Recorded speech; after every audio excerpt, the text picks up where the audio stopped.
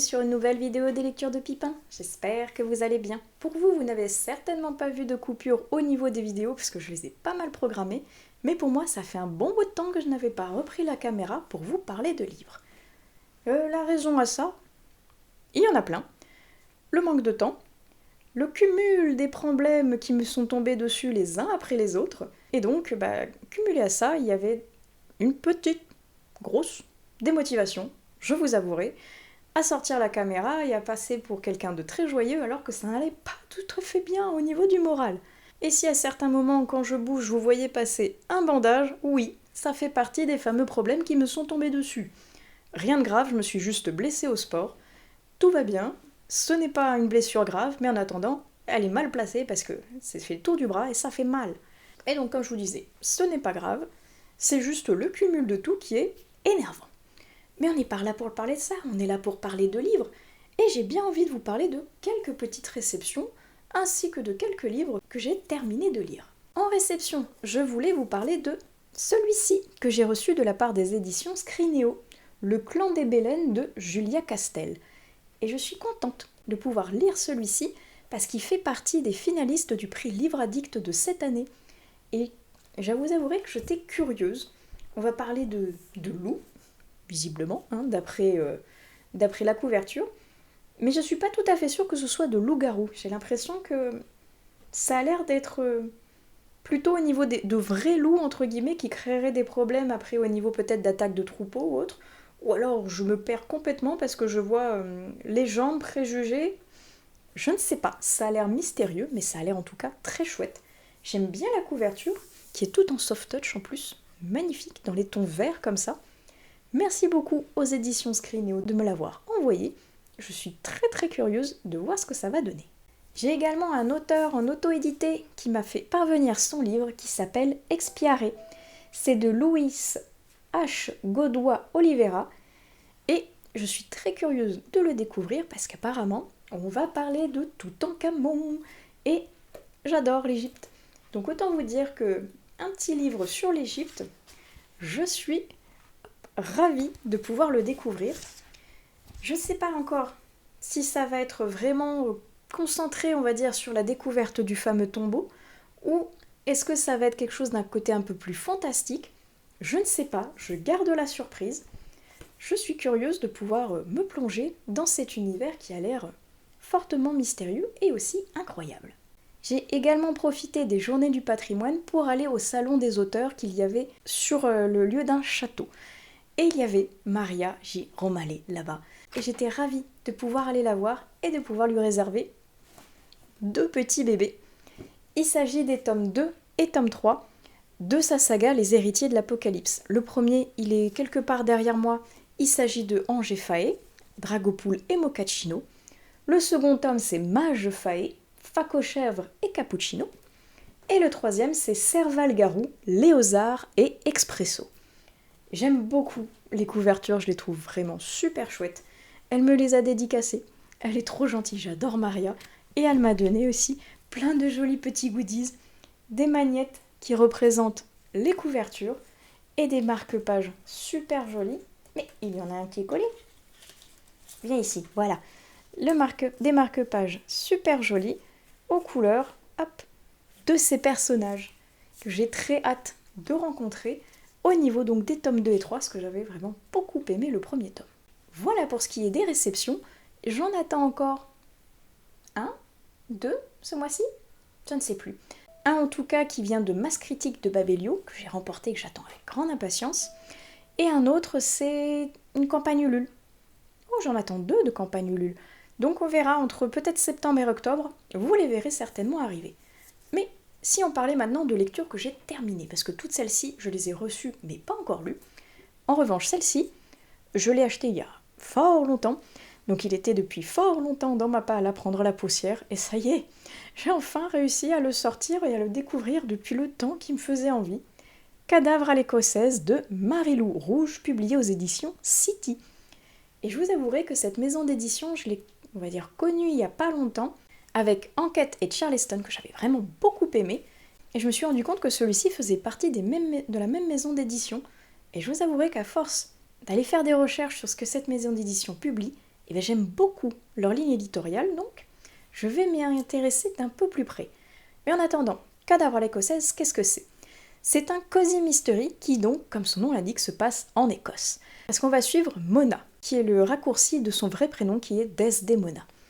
Et Desdemona, elle est designer intérieur et elle galère à trouver du travail. Jusqu'au jour où une de ses amies va lui décrocher un contrat où elle doit remettre au goût du jour un vieux château écossais qui prend la pluie au fin fond de la campagne écossaise. Mona, le problème, c'est qu'elle est londonienne jusqu'au bout des ongles.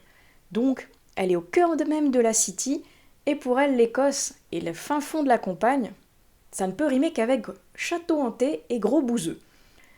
Donc elle y va un petit peu à reculons, elle n'a pas tout à fait envie, mais elle a besoin de sous, elle a besoin de se faire un nom dans ce monde compliqué qu'est celui de designer, et donc même à contre-cœur, eh ben elle y va. Et en effet, quand elle arrive là-bas, elle se trouve face à un vieux château, et elle a déjà la flemme de le retaper, elle n'a pas envie parce qu'il y a énormément de boulot.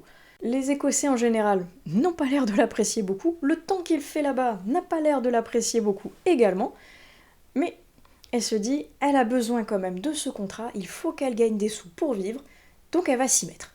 Et au moment où elle veut abattre une cloison pour agrandir une pièce, elle va tomber nez à nez avec un cadavre.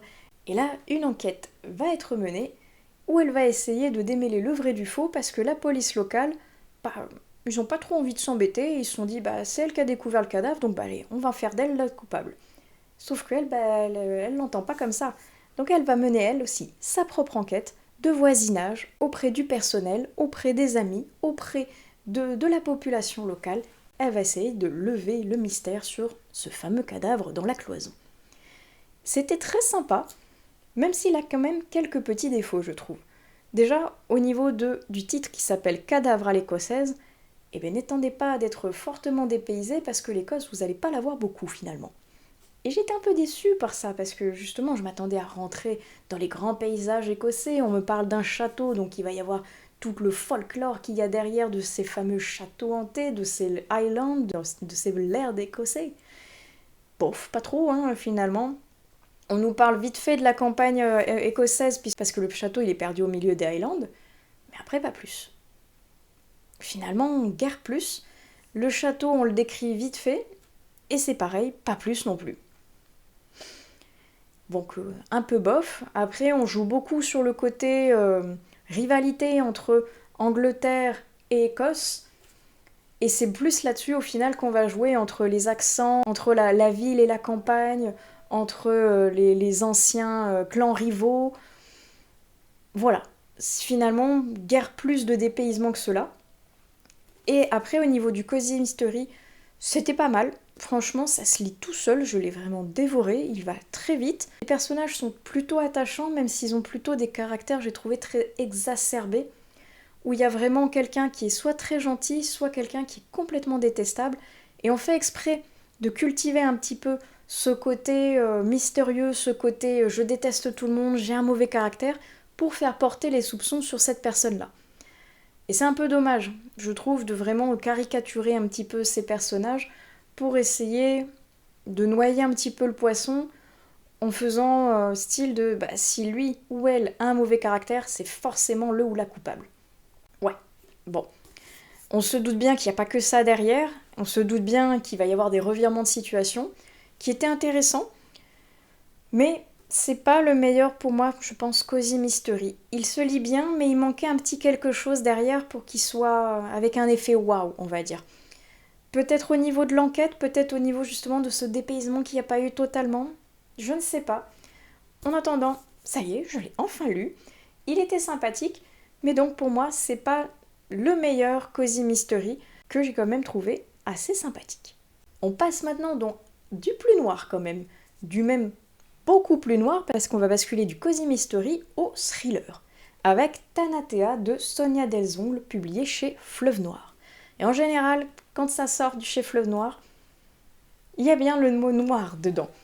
Et là, en plus, on nous dit Thanatea, une île où les morts sont rois. Donc évidemment, on est un cran au-dessus quand même du Cozy Mystery. Là, honnêtement, je vous avouerai que je ne savais pas trop dans quoi j'allais m'embarquer, parce que le résumé, était assez mystérieux, assez nébuleux, assez je sais pas où je vais. Et j'ai compris au final le pourquoi de c'était un petit peu bizarre. Le fait que ça ne dise pas grand chose, c'est parce qu'au final, c'est pas un résumé, c'est une partie du texte. Et c'est pour ça, ça nous présente un petit peu ce qu'est Thanatea, de la vision de l'héroïne qui sait pas tout à fait dans quoi elle s'embarque. Et c'est pour ça que nous aussi on savait pas tout à fait dans quoi on s'embarquait en lisant le résumé. Parce qu'on va suivre une jeune femme dont j'ai perdu le nom parce que j'ai un peu beaucoup la maladie des prénoms. Et cette jeune femme, en fait, elle est ancienne lieutenant de police et elle a décidé de tout arrêter pour pouvoir changer de vie complètement, d'aller postuler en Suisse à un métier qui s'appelle préposé au café sur une île qui s'appelle donc Thanatea. Très mystérieux, ça change radicalement du métier qu'elle faisait avant, et d'ailleurs ses amis et collègues ne comprennent absolument pas pourquoi ce revirement de situation, pourquoi elle va aller faire le café à des milliers de kilomètres de là, pourquoi elle va changer complètement de son métier de policière pour juste entre guillemets faire du café sur une île que personne ne connaît et qui apparemment est une île où les morts sont rois. Qu'est-ce que c'est que cette île ? Qu'est-ce qui s'y passe vraiment ? Quand elle va arriver sur place, elle va se rendre compte qu'il y a bien plus que ça derrière. C'est une île pour les riches où on va aider justement les riches à mourir dans la dignité. Mais il y a plus que ça derrière. Il commence à y avoir des choses étranges qui s'y passent. Elle a l'impression d'être suivie, d'être épiée et de ne pas être toute seule, entre guillemets, sur cette île et que quelqu'un ne lui veut pas du bien. Elle va commencer à mener sa petite enquête. Elle va se rendre compte qu'il y a eu des disparitions sur cette île qui sont assez étranges et que finalement, c'est peut-être elle, la prochaine, qui va finir par disparaître. Et quand ça va être vraiment le cas, quand notre héroïne va disparaître, et bien ses amis, qui sont elles aussi dans la police, ne vont pas la laisser disparaître comme ça de la circulation comme par magie. Elles vont mener l'enquête pour savoir qu'est-ce qui se passe réellement sur cette île qui est Thanatea. Et ce que je pensais être au début un thriller, on va dire, classique, avec justement une enquête sur une disparition, va finalement se révéler bien plus complexe que ça, avec un côté psychologique derrière très intéressant, qui va faire un revirement de situation à peu près au milieu du livre, où tout va être chamboulé, tout va être basculé, et au final, toute la trame qu'on s'était faite, qu'on avait suivie depuis le début, va être cassée, va être interrompue, pour être basculée complètement dans un autre sens et vers une autre perspective, qui va changer complètement la vision qu'on a du livre, qu'on a des personnages, et qu'on a de ce qui va pouvoir arriver. C'était vraiment bien joué, très intéressant, avec une plume qui est vraiment dans le côté très descriptif, avec beaucoup de comparaisons, beaucoup de métaphores, beaucoup d'enjolivements pour vraiment nous créer un univers, nous créer une ambiance, nous mettre dans un cocon qui va nous rendre aussi mal à l'aise que le personnage quand elle est au sein de cette île, avec des personnes mystérieuses qui ne disent pas tout. On sent qu'il y a quelque chose, mais on ne sait pas quoi. Et l'autrice, elle arrive bien à recréer cette atmosphère, cette ambiance si particulière, pour que nous aussi, on se dise, il y a quelque chose. Quoi, on ne sait pas, mais il y a quelque chose et il faut enquêter là-dessus. C'était pas mal du tout. Il s'est lu super vite finalement parce que j'étais prise dedans.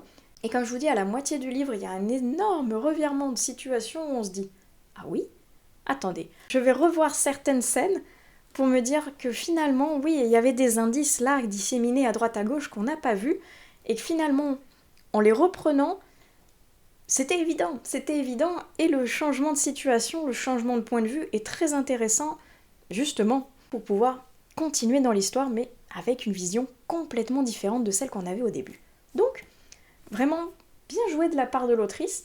Je suis curieuse maintenant de voir les autres écrits qu'elle a fait, voir s'ils sont aussi retournement de cerveau que celui-ci, ou si c'était vraiment inhérent à Thanatea.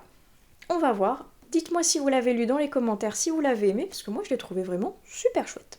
Et je vais m'arrêter ici pour cette séquence. Je vous reprendrai dans une prochaine où je vous parlerai de certainement d'autres lectures que j'ai terminées, notamment DSP dont il faut que je vous parle. En attendant, je vais couper ici et éviter que les prochaines séquences soient trop longues pour qu'une fois de plus ce vlog n'ait jamais de fin. Et rebonjour tout le monde. je vous reprends pour une nouvelle séquence pour vous parler de 2-3 petites choses. J'ai quelques réceptions, peut-être que je vais vous montrer ce que j'ai trouvé à ma médiathèque, mais il faut également que je vous parle des dernières lectures que j'ai faites, notamment des SP. D'ailleurs, je vais commencer par eux. Le premier dont je voulais vous parler, il s'agit de la couverture que je vous mets juste ici, Le Prix de l'espoir. Alors je remercie déjà l'auteur de me l'avoir envoyé, et on va parler ici d'un conte un petit peu cruel et fantastique à la fois. Parce qu'on va être sur quelque chose, entre guillemets, qui commence d'assez doux, parce que ça va être une grand-mère qui raconte un conte, une histoire à son petit-fils. Et elle lui raconte l'histoire d'un pays qui est divisé en plusieurs provinces, et chacune de ces provinces a ses propres richesses. Il y en a une, ça peut être des tissus précieux, de la soierie, de l'or pour certains, un savoir-faire pour d'autres, du pétrole, des pierres précieuses, bref. Chacun a quelque chose de particulier qui fait que chacune de ces communautés s'entend bien, s'échange des besoins, elle fait du troc un petit peu comme ça, et il n'y a aucun conflit.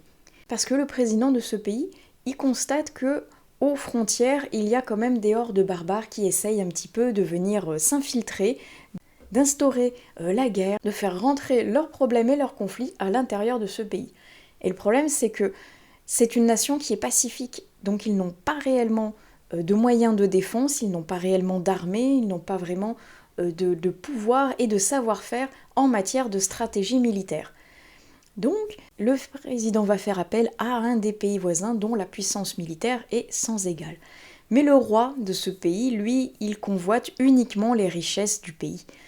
Et il se dit que bon, pourquoi pas faire une entourloupe en sa fameux président en lui disant que oui, il vient l'aider, mais en contrepartie, il veut plusieurs richesses, notamment le pétrole, notamment les bois précieux, ou les pierres précieuses, ou les soieries, bref. Il est là pour soi-disant sauver le pays, mais en dessous de ça, il est plutôt là pour récupérer toutes les richesses et vite fait dégager les barbares et rester installé au niveau de ce pays. Et il va installer sa mainmise justement en soudoyant diverses personnes, en réduisant le peuple en esclavage ou en ne le payant pas ou en le sous-payant, en pillant les richesses et les réserves du pays. Et le président va se sentir floué et quand il va lui dire justement que ce n'était pas dans le contrat, la guerre va éclater.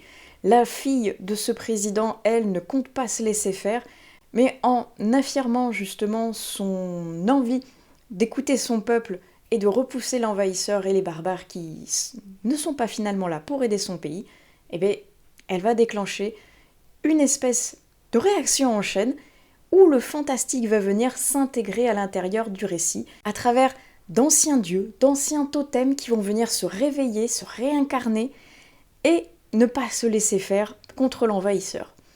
Et je vous laisserai découvrir ce qui va se passer avec ces fameux totems parce que c'était très intéressant.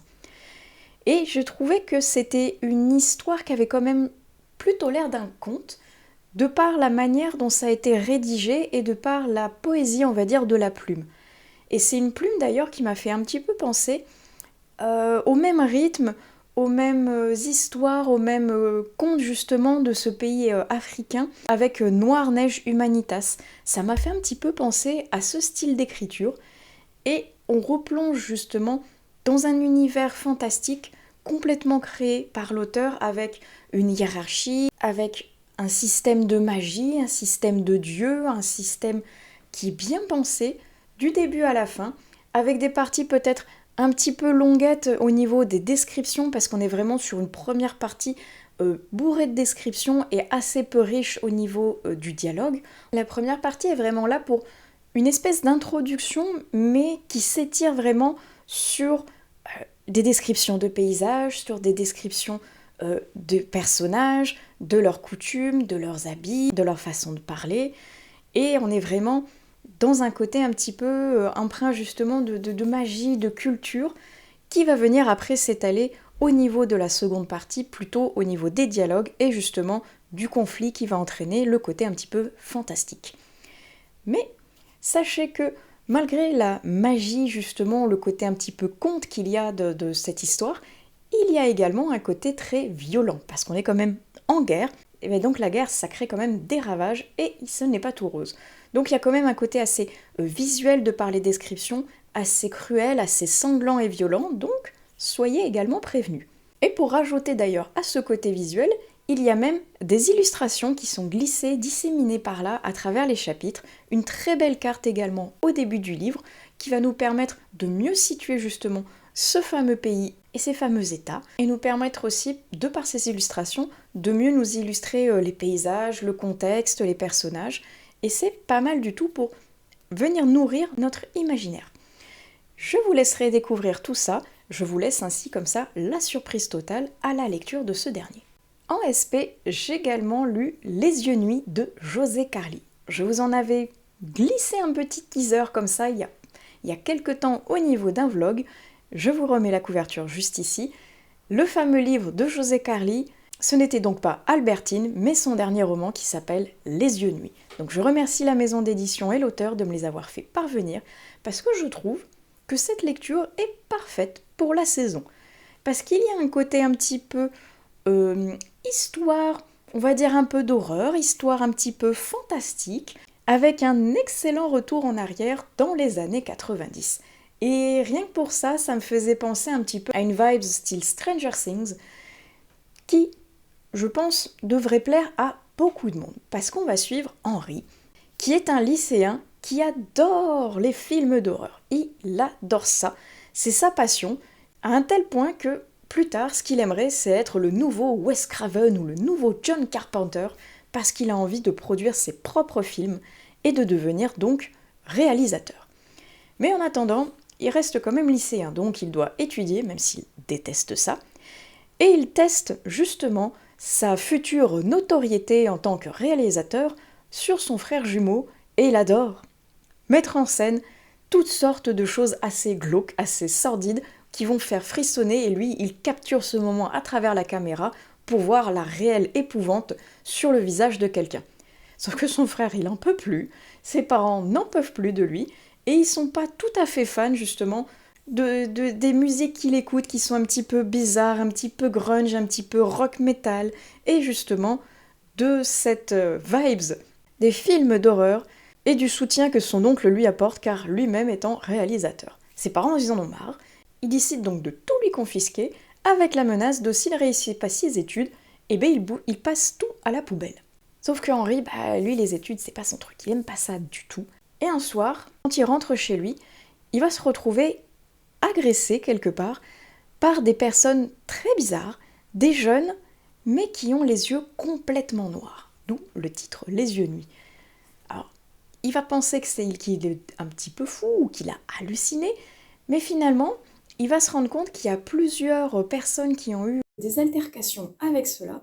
Personne ne le croit, lui, évidemment, mais il va essayer de les retrouver, et quand il va les retrouver, finalement, il va se refaire agresser et kidnapper par ces derniers, parce qu'ils ont un but derrière, et ils ont besoin de Henry pour réussir ce but, que je ne vous dévoilerai pas, bien entendu, parce que je vous laisserai le lire.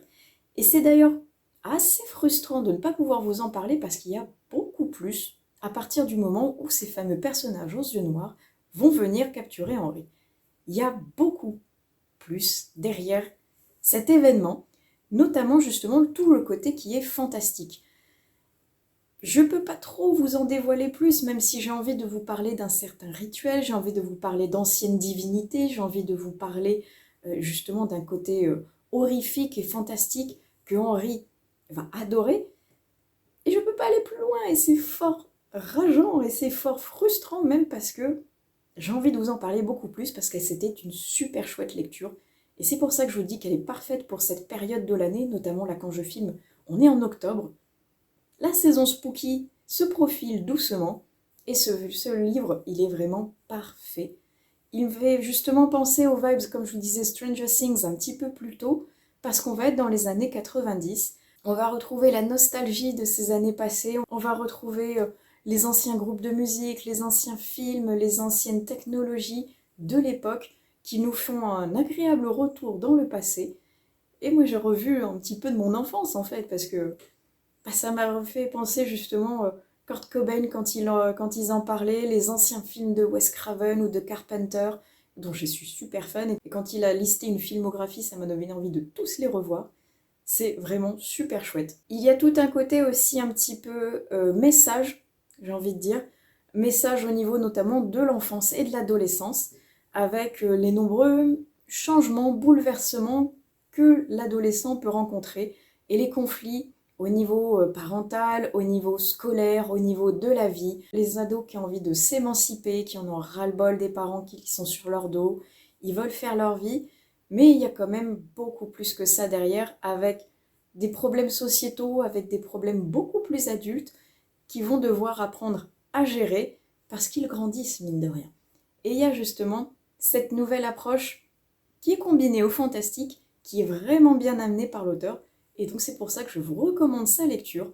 N'hésitez pas à aller voir ce qu'il fait et la maison d'édition parce que c'était vraiment super sympa. Et moi, je pense que j'ai très envie maintenant de lire Albertine pour découvrir un autre aspect de sa plume. J'ai également lu un autre roman d'un auteur dont je vous avais déjà parlé l'an dernier, si je ne me trompe pas, et dont je vous mets la couverture juste ici. Il s'agit de Def. Et Def, je remercie déjà l'auteur de me l'avoir fait parvenir, parce que c'était quelque chose de très intéressant à découvrir. Alors, il s'agit certes du 3e tome de la trilogie des singes de la bêtise, mais je vous rassure tout de suite, vous pouvez le lire en tant qu'un tome unique, sans aucun souci, même si vous n'avez donc pas lu les 2 précédents, vous ne serez pas perdu. Alors c'est sûr que c'est mieux de les avoir lus pour connaître un petit peu l'univers et la plume de l'auteur, pour pas être perdu, parce qu'il a une plume assez spéciale justement, mais si vous le lisez tout seul, vous n'aurez quand même pas de difficulté à comprendre où il veut en venir. Parce que Def, c'est donc un roi, et un roi qui, comme son nom l'indique en anglais, est sourd, physiquement parlant parce que ses oreilles ont été coupées, et métaphoriquement parlant parce qu'il est complètement sourd aux appels de son peuple. Lui, c'est un roi tyrannique, c'est un roi pourri gâté, qui fait ce qu'il veut quand il veut, et son peuple, il a qu'à suivre ou il a qu'à crever, lui, c'est pas son problème en fait. Donc évidemment qu'il y a une petite rébellion qui va se mettre en place, vu que le peuple est maltraité, et qu'ils n'en peuvent plus de ce roi qui est tyrannique, et qu'ils ne l'écoutent absolument pas. Ça va être la première partie d'un récit, et vous allez voir qu'il y a plusieurs parties qui vont venir s'embriquer les unes dans les autres. Notamment la seconde, on va suivre une jeune femme qui se réveille avec le corps d'une autre femme qu'elle aime par-dessus tout. C'est un peu bizarre dit comme ça, mais je vous assure que quand vous allez lire, vous allez tout comprendre parce que l'auteur a pensé à tout. Parce que le corps de cette jeune femme dans lequel elle va se réveiller, elle faisait partie de la rébellion. Sauf que le roi, évidemment, qu'il veut étouffer cette rébellion. Et elle, elle n'est pas du tout préparée à faire face au roi. Elle fait pas du tout partie de cette fameuse rébellion. Elle est très réservée, elle est très timide, elle n'ose pas aller vers les gens, elle a très peur de ce qu'on peut penser d'elle. Donc, évidemment que ça va créer beaucoup de quiproquos. Et la 3e partie, c'est un homme qui va découvrir un livre où il va se passer des choses étranges dedans, et dont l'histoire va venir s'imbriquer, elle aussi, aux 2 précédentes dont je viens juste de vous parler. Ça fait peut-être un peu confus, dit comme ça, mais je vous assure que l'auteur fait exprès de vous perdre, d'aller sur un seul fil, puis de le couper et de basculer sur un autre pour vous faire un petit peu confondre tous les genres, mais chacune des actions qu'il entreprend à travers ce livre sont voulues, sont mûrement réfléchies, et vous allez voir que ce qui peut vous paraître un petit peu étrange, un petit peu confus, un petit peu fou au début, est finalement complètement logique, parce qu'il va vous amener vers une trame qu'il avait pensée depuis le début, et dont les éléments vont venir petit à petit réagir les uns avec les autres, ils vont devenir logiques, ils vont devenir cohérents, et finalement, vous allez tout comprendre, mais à la fin.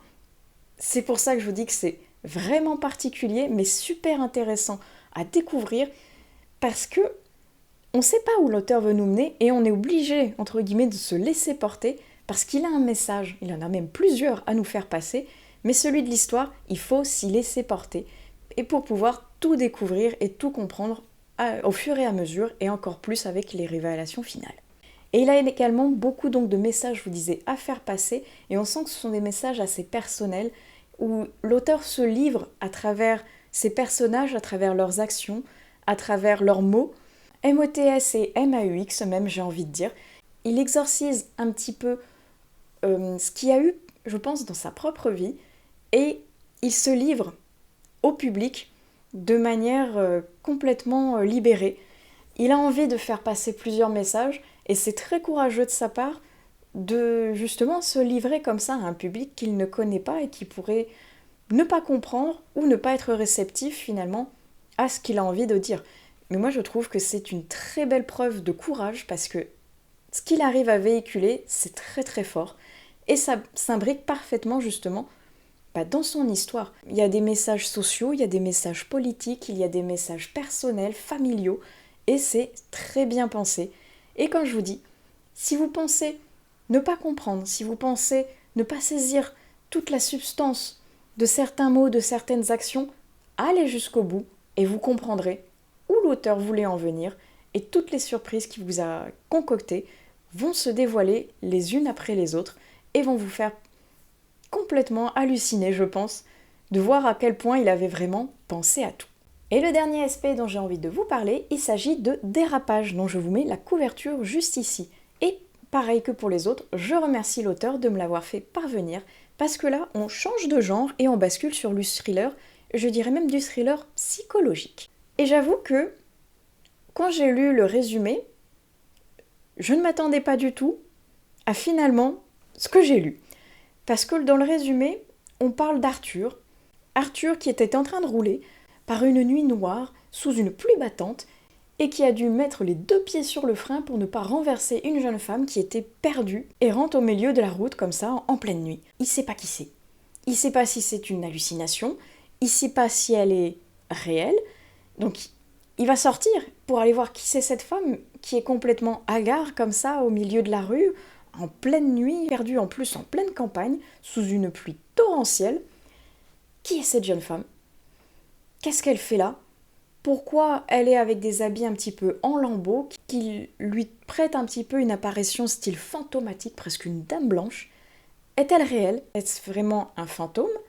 Ou est-ce que c'est son imagination qui lui joue des tours ? On n'en sait pas plus au final au niveau du résumé qui nous laisse là. Ce sont les premières pages du livre et finalement, à la fin du premier chapitre, on se rend compte que le titre est parfaitement choisi parce que vraiment, tout dérape. Tout. Il y a certes le dérapage de cette fameuse voiture sous la pluie qui va déraper pour éviter un accident avec cette personne, mais cette personne va déraper également parce qu'on ne sait pas vraiment, on nous met le doute si elle est réellement là, si c'est quelque chose de fantastique, si c'est une apparition, si c'est une personne réelle. Et il y a Arthur qui va complètement déraper lui aussi, parce que finalement, il est perdu. Il ne sait pas si son esprit lui joue des tours ou si cette personne est réellement là en fait. Et de ce fait, on a énormément de questions qui vont nous venir à l'esprit et l'auteur va s'amuser à nous faire languir en n'y répondant pas. Il va basculer par des descriptions, tant d'un point de vue physique du personnage, que psychologique justement du personnage, que des descriptions de paysages, ou des retours dans le passé, où Arthur justement va se rappeler certains moments de son enfance, ou avec ses parents, ou juste comme ça, quelque chose qui lui a rappelé un moment passé. Et c'est frustrant et très intéressant en même temps, mais on se dit mais pourquoi il nous montre ça alors qu'on veut savoir ce qui va se passer. Et là, il y a un autre déclic qui se fait, un autre dérapage au niveau d'Arthur, que je ne peux pas vous dire parce que sinon je vais complètement vous gâcher la surprise de ce livre, et où on se dit, oh là, en effet, on dérape complètement, et on bascule dans un côté purement psychologique, super intéressant jusqu'au bout, parce que l'auteur, il va continuer à faire justement des retours dans le passé, à faire des suppositions, à faire des espèces d'approches qui va flirter justement avec le fantastique, avec le policier, avec le thriller psychologique, pour nous amener à des chapitres qui s'enchaînent, qui ne nous laissent aucun temps mort, qui s'encourent en plus, donc qui accentuent ce sentiment de pression, cette envie, cet effet que ça aille vite, pour nous amener de plus en plus vers un côté vraiment psychologique, et arriver à une fin qui va nous retourner la tête et nous mettre une immense claque en pleine tronche. Et on va rester devant le livre en faisant « Ah oui ?» Et je vous avouerai qu'à la fin, je suis restée un moment devant le livre Puis j'ai souri en me disant oui, là c'était vraiment bien joué, j'aime beaucoup la torture psychologique pour me faire réfléchir. Et là je voyais vraiment pas avant la fin, j'avais quelques pistes, notamment par un certain déclic d'Arthur avant où on se dit là ok, je vois à peu près vers où on va aller, mais la fin, ben, je l'avais pas vu venir et ça c'était vraiment bien joué de la part de l'auteur, où on se prend une énorme claque en pleine tronche, quand je vous dis, mais qui est superbe, parce que l'auteur a réussi à nous balader du début à la fin, en nous donnant les réponses vraiment, quasiment, que pendant le dernier chapitre. Et c'est excessivement bien joué, donc, si vous cherchez quelque chose un petit peu pour vous torturer l'esprit, Dérapage devrait vous plaire. Et voilà, ça c'était le dernier SP dont je voulais vous parler. Et avant de basculer sur les dernières réceptions que j'ai eues, et donc peut-être un petit peu là à la médiathèque, j'ai envie de vous parler de celui-ci. Celui-ci, c'est Ici vivent les ténèbres de Sanguine, qui est publié aux éditions du Chat Noir, et que j'avais mis dans ma palle du Pumpkin Autumn Challenge. Parce que je l'ai acheté l'an dernier, et il était passé après le Pumpkin, donc j'avais pas eu le temps de le lire, et je me l'étais réservé tout particulièrement pour cette saison spooky, et il est vraiment parfait. C'est une pépite littéraire, les amis. Déjà, Sanguine, j'avais adoré sa plume avec la duologie Va au diable et que le diable t'emporte, que j'avais aimé. Adoré. Et celui-ci, je voulais vraiment le découvrir parce que j'adore la plume de Sanguine. Et une fois de plus, j'ai été transportée. J'ai adoré cette lecture qui est fabuleuse. Alors, avant de vous en parler un petit peu plus, est-ce qu'on peut s'attarder déjà un petit peu sur cette magnifique couverture qui vous plonge direct dans une ambiance carrément spooky jusqu'à la 4e de couverture avec ses pierres tombales. C'est incroyable. Et la couverture, elle a été faite par Marcela Bolivar et je vous invite vraiment à aller voir ce qu'elle fait au niveau de son compte Instagram parce qu'elle a une patte vraiment belle au niveau de son design et elle a parfaitement réussi à capturer l'essence même de ce livre pour le retranscrire sur cette couverture. C'est absolument génial. Et le livre, il va parler de ces deux personnages que l'on voit sur la couverture, qui sont les jumeaux de la famille Chantepleurs et qui vivent dans ce manoir un petit peu reculé, un petit peu désolé, perdu dans la campagne anglaise, et qui a la réputation sinistre d'être hanté. Parce que c'est un manoir qui est là depuis des générations, et qu'il y a eu des choses pas très sympathiques qui sont passées à l'intérieur. Notamment par ce fantôme qui est une jeune femme qui terrorise les habitants de cette demeure, et qui est là depuis des siècles et des siècles, et qui a bien l'intention de se venger de ce qui lui a été fait par le passé. Sauf que Victorien et sa jumelle Victoria, ils sont les seuls à la voir, cette femme. Et personne ne les croit. Pourtant, il y a une lourde menace qui pèse sur cette maison, et ils vont devoir aller au-devant de grands dangers, au-devant de leur propre peur, pour faire face à ce fantôme. Mais que sont deux pauvres enfants face à un fantôme des siècles passés, dont la vengeance a largement eu le temps de mûrir et qui devient donc plus puissant à mesure que le temps passe. C'était fabuleux. C'était une lecture absolument géniale qui est parfaite pour la saison et je vous la recommande franchement aux alentours d'Halloween, ça serait parfait. Mais si vous pouvez le lire pendant qu'il y a un temps pourri dehors, qu'il y a un déluge pas possible, ou voire même un temps orageux et venteux, l'ambiance serait vraiment à son comble. On y retrouve un petit peu des vibes à la Haunting on Hill House, que j'aime beaucoup également. Et franchement, la plume de l'autrice, elle est tellement envoûtante, tellement belle, que j'étais bercée par cette histoire, par cette atmosphère, par cette ambiance, où on passe beaucoup de temps, on va dire, au niveau des descriptions, mais de manière bénéfique.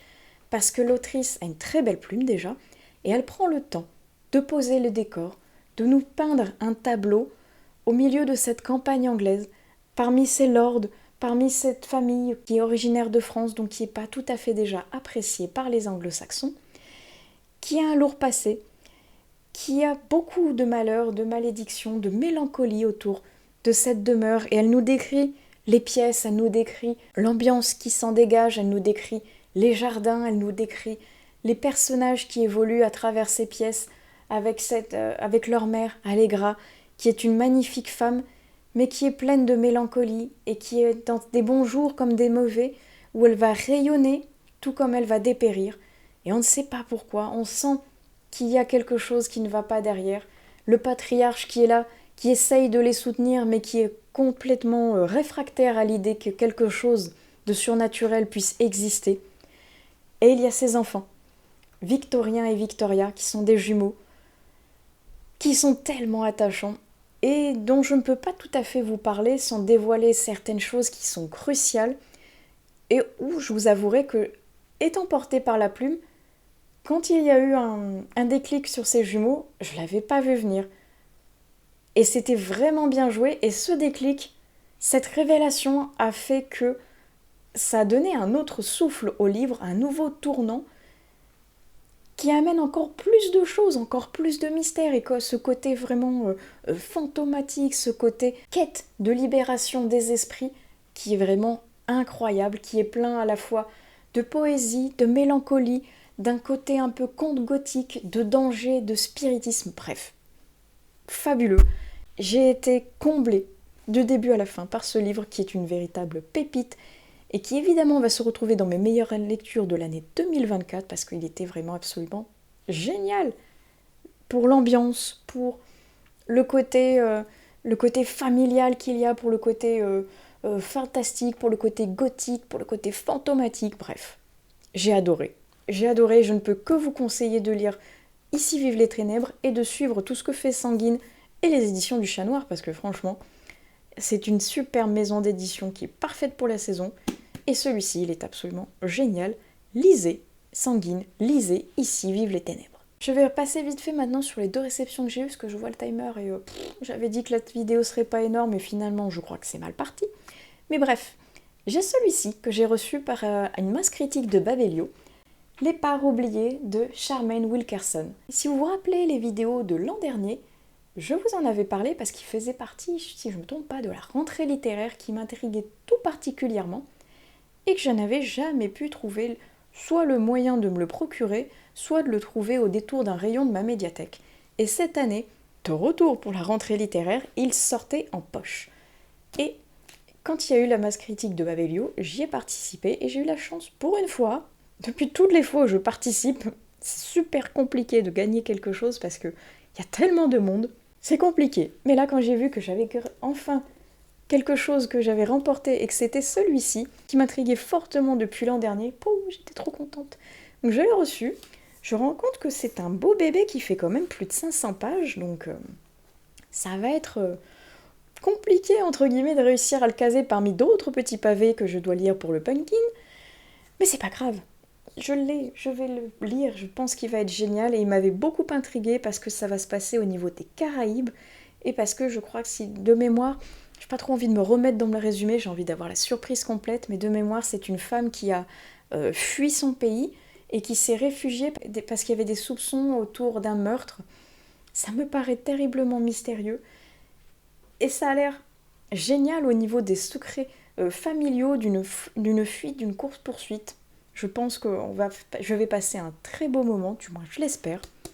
En tout cas, j'espère vous en reparler très bientôt également.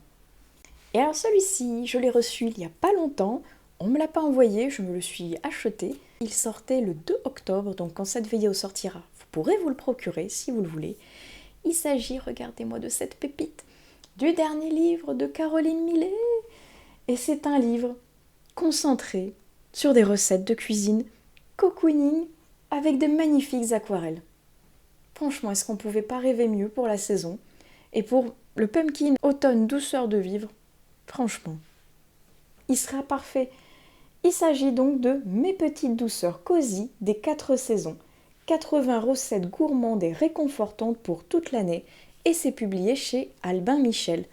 Et elle a repris un petit peu la même version, on va dire, que les saisons cosy, point de vue qu'il y a une couverture et là, c'est une reliure en tissu qui est absolument magnifique, qui fait un peu penser à des anciens, justement, livres de cuisine.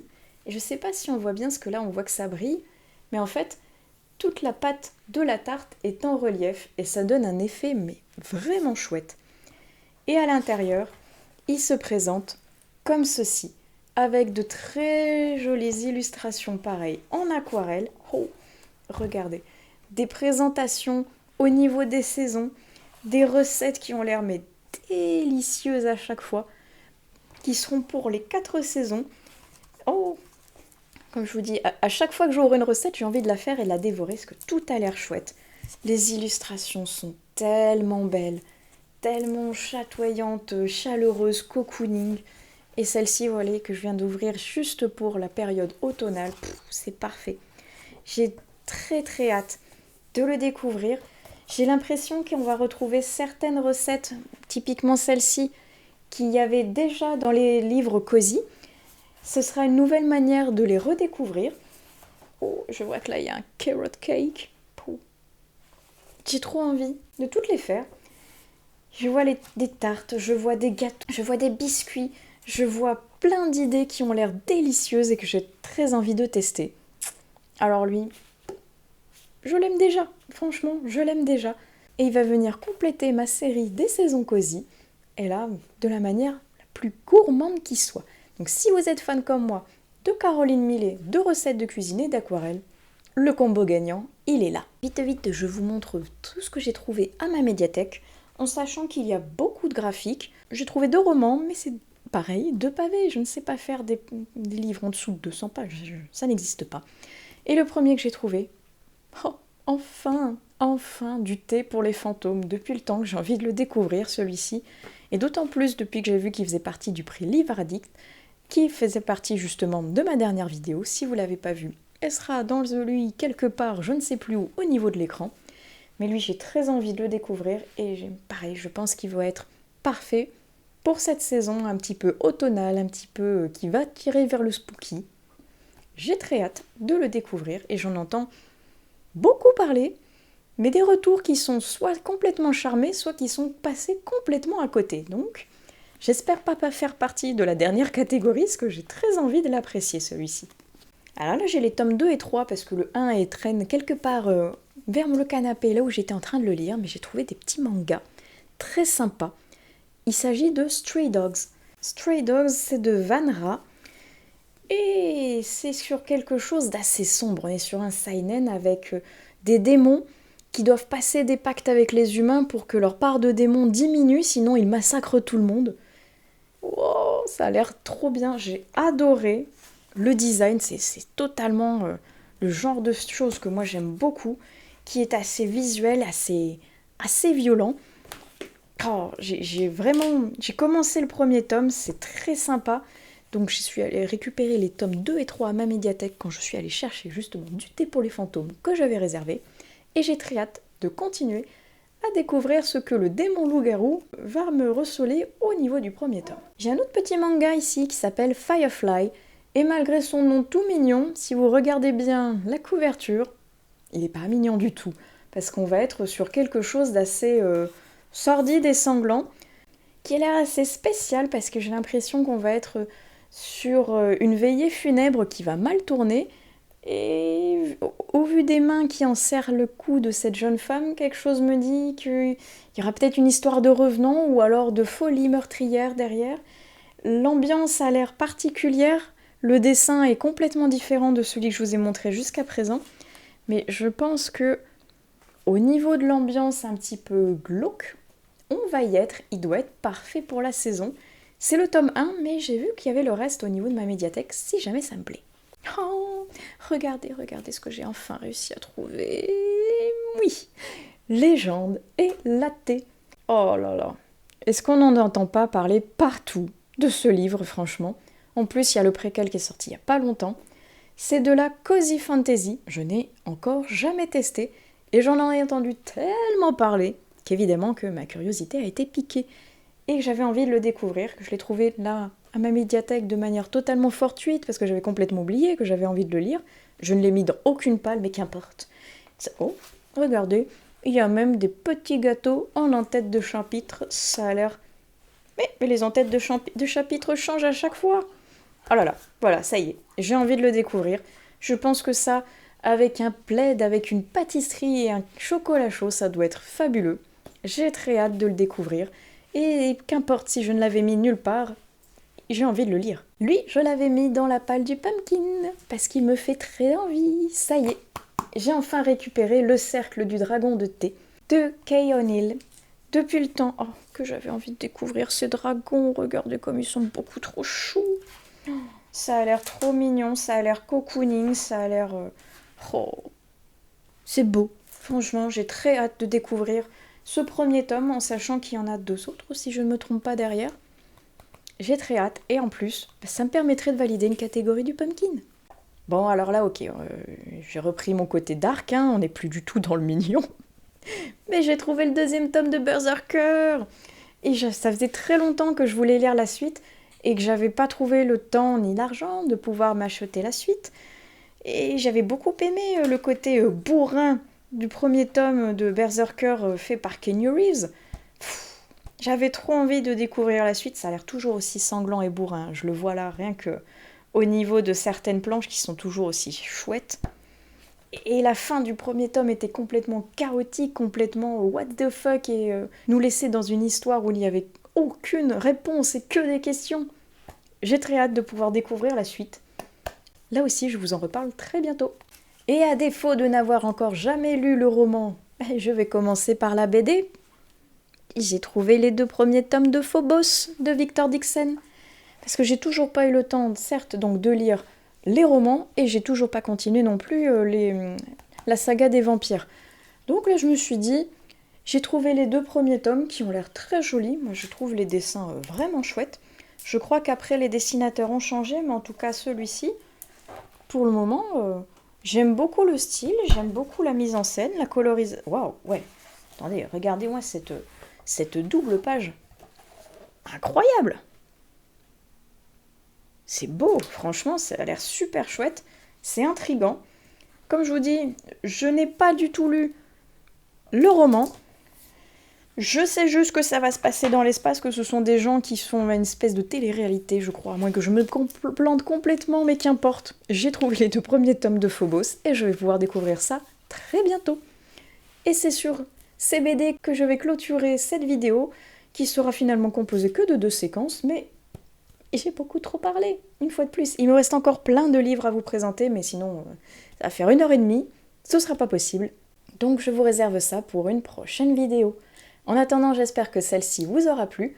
Comme d'habitude, n'hésitez pas à utiliser la section des commentaires pour qu'on discute tous ensemble de tous les livres dont je vous ai parlé, qu'on puisse échanger si jamais il y en a qui vous avez lu, qui vous intéresse, que vous avez aimé ou non. Moi, je vais aller monter cette vidéo. Je vous retrouve sur une prochaine vidéo des lectures de Pipin. Et d'ici là, portez-vous bien et passez d'agréables moments de lecture. Allez, ciao!